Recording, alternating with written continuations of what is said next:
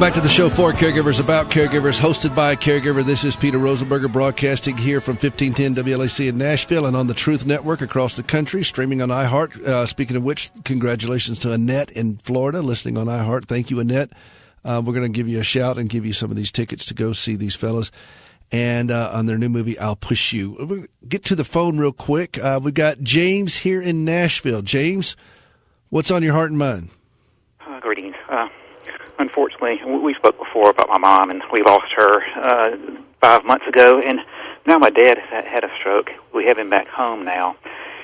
And the first thing we do when we get home, he can barely walk. I mean, we're using the walker. He immediately says, I'm going to get in the car, I'm going to do this, I'm going to do that. How do you say no? You can't hardly even walk there. There's no way in the world that you should be driving. I'd be scared to death to have you come in the other direction towards me. So how do you approach that? Well, there's a couple of ways, and this is a very good question because this is a tough issue for so many people. One of the things I'd like to see for you, James, is for you to get out of the way and you not be the one that says no, and bring in other people who have to say that, doctors and so forth. But there's a great organization called KeepingUsSafe.org, KeepingUsSafe.org. Matt Gurwell, he's been on this show before. He's a retired state trooper for Ohio. And he got tired of making that long trek from his car to the door to tell people about an accident. And he is determined to go out there and help people transition from the driver's seat to the passenger seat and do it with dignity. And he's got so many resources out there. KeepingUsSafe.org. So my recommendation, James, check them out. He's going to give you the verbiage. He's going to give you the tools, the language, and he's got representatives here in the Tennessee area that can help with that as well. And he's smarter than us. Yeah, well, I think that's not saying a lot. Smarter than us is not, well, yeah. But, that's a great place to start, James. But my hope for you is that you won't have to be the one that stands between your father and the car door, because all that's going to bring is more heartache to you. And if you can bring some other people into the picture so that you're not seen as the bad guy, James took away my keys kind of thing, that's going to make it a little bit easier for you. You follow me? Yes, sir. All right. Would you do me a favor? Go to KeepingUsSafe.org and then let us know how it worked out for you, okay? I will. All right. Thank you very much. James, thank you for listening. I appreciate you very much. Thanks. And by the way, you made a great call. You called and asked for some help. Would you take a moment to just kind of pat yourself on the back on that one? I will. Okay, because listen, this is too big for you to do by yourself. It's too much heartache, James. You're doing something extraordinary, and you reached out for some help, and you got some people involved with you now that have the resources to help. And I guarantee you that people listening all over this country right now are feeling exactly what you're feeling. Thank you for helping bring a spotlight to that. Okay, I mean it. It really means a lot. One more thing, that please. Yes, please. If he doesn't drive, I will be the one driving him everywhere, and I work every day. So that's the huge challenge, and I'm sure it's what a lot of other people are thinking also. I mean, he can't get around unless it's me. So. Well, there's. Go ahead. There's some options for that as well too, but the main thing is it's not going to do any good if he's driving and crashes into a tree.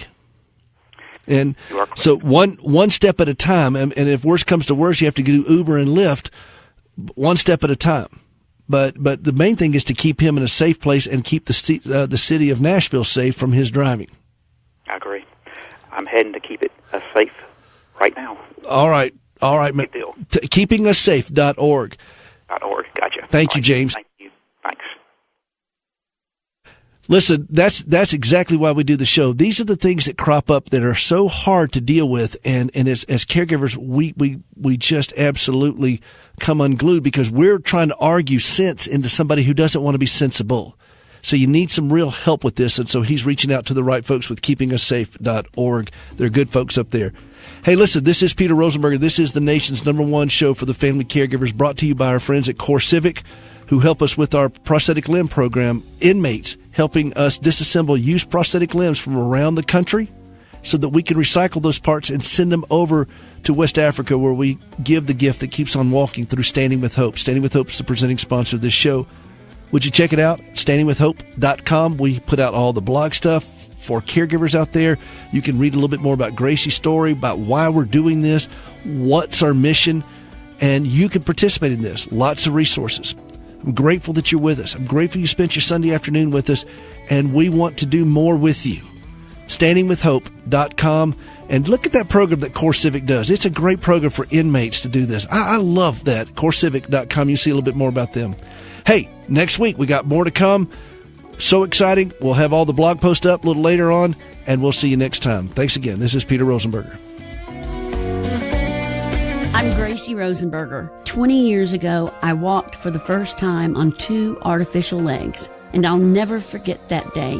That day, I not only walked, but I happened to see a documentary about Princess Diana's work with amputees in Southeast Asia. Watching her with people who now looked just like me, I knew in my heart God was calling me to reach fellow amputees with practical help through prosthetic limbs and the life-changing message of the gospel. Since 2005, we've done just that through Standing with Hope. It's the Evangelical Prosthetic Limb Outreach my husband Peter and I founded. By training and equipping local workers in developing countries, we are changing lives one leg at a time. We also collect used limbs, and we work with inmates at a local prison. They volunteer to disassemble the limbs in order to recycle the usable parts. A woman with a broken body working with broken lives in a prison to reach other broken lives in order to point to the one who was broken for us. That's what's happening every day at Standing with Hope, and we invite you to participate with us.